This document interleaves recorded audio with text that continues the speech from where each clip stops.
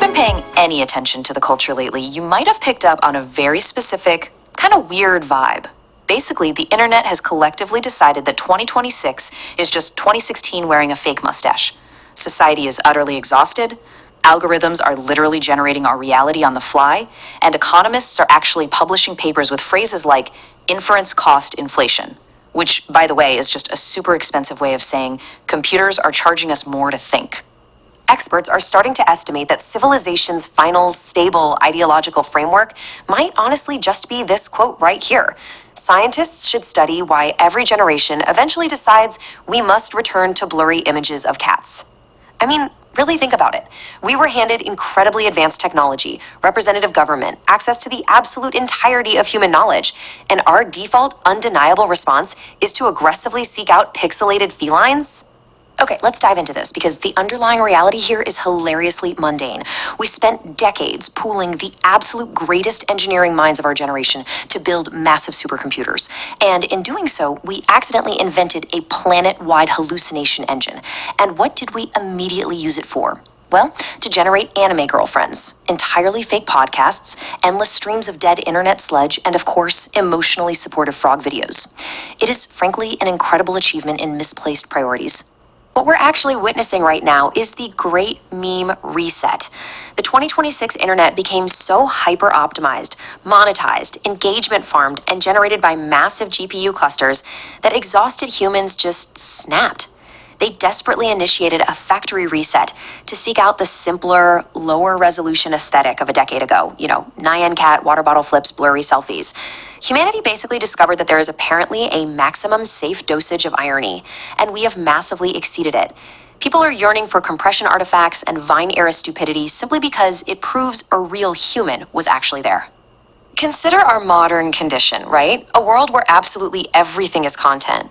Your phone is mathematically deducing your soul, which results in this entirely schizophrenic consumer profile, where you are simultaneously considered a survivalist, a bisexual witch, super interested in aquariums, and urgently shopping for tactical flashlights. It literally makes you sound like a side character in a very confusing dystopian novel. And this right here is what we're actively being fed. AI music, AI influencers, AI political rage bait, AI therapy. At this point, your average social media feed resembles a motivational cyberpunk raccoon explaining attachment theory while lo-fi beats play in the background. It's incredibly synthetic, it's incredibly weird, and we are all just walking around pretending this is a perfectly normal way to exist. So the crucial point is, when you see statements from people realizing they can no longer tell what's real online anymore, that's no longer just paranoia. That is actual modern infrastructure. We are experiencing a total real-time collapse of consensus reality.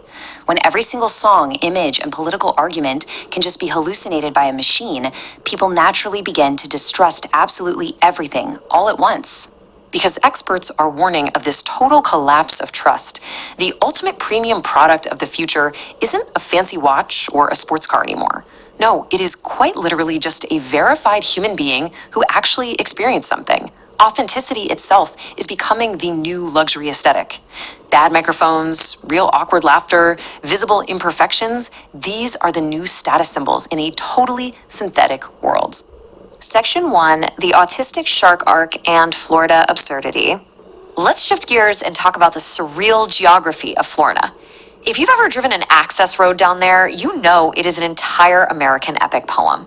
You drive past a Texas steakhouse, a Harley dealership that looks like a literal cathedral dedicated to loud engines, endless stretches of asphalt, completely traumatized landscaping, and glowing medical signs. It's like a themed psychological corridor. We've officially entered the era of Florida Gothic architecture.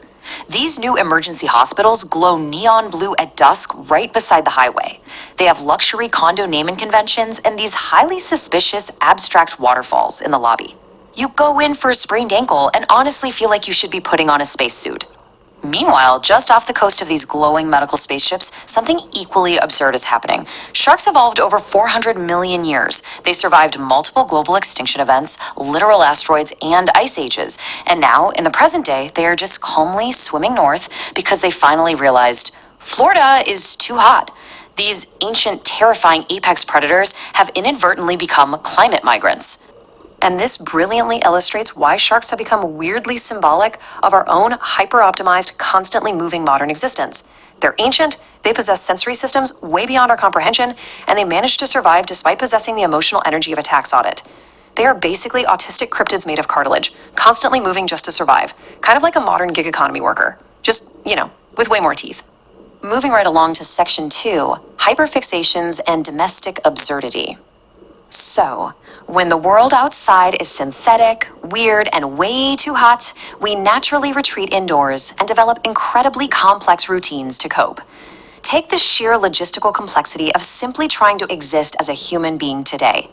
A modern trans femme beauty routine, for instance, is less about looking nice and way more about managing a global supply chain.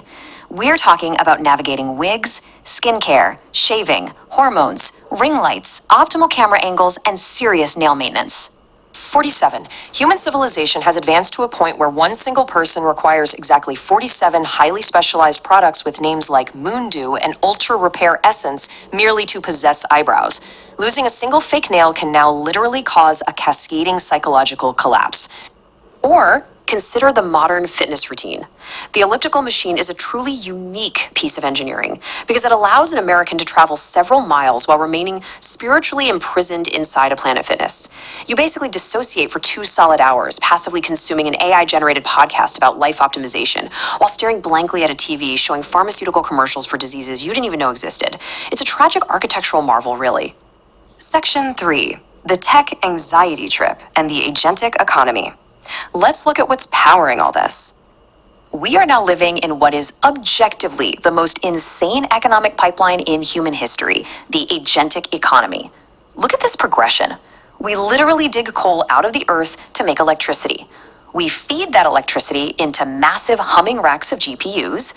Those GPUs generate digital tokens, and those tokens are then used to synthesize human emotions via virtual anime girlfriends. The modern economy increasingly runs on compressed language predicting other compressed language. Electricity is literally becoming narrative infrastructure. Now, what's really interesting about this slide is that the researchers building these systems are totally terrified.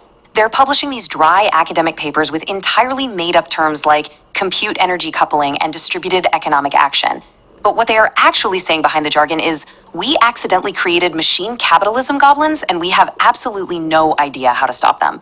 We're entering an era where humans are no longer the builders, but merely emotional support animals for algorithms. Section 4, the return of sincerity. Okay, before you go unplug your router and move to a cabin in the woods, there is a silver lining here. When the world becomes completely fake, the ultimate form of rebellion isn't fear, it's intentionality, it's tenderness, it's humor. Because the internet is increasingly synthetic, it actually means that small, deeply human things gain ultimate, disproportionate power.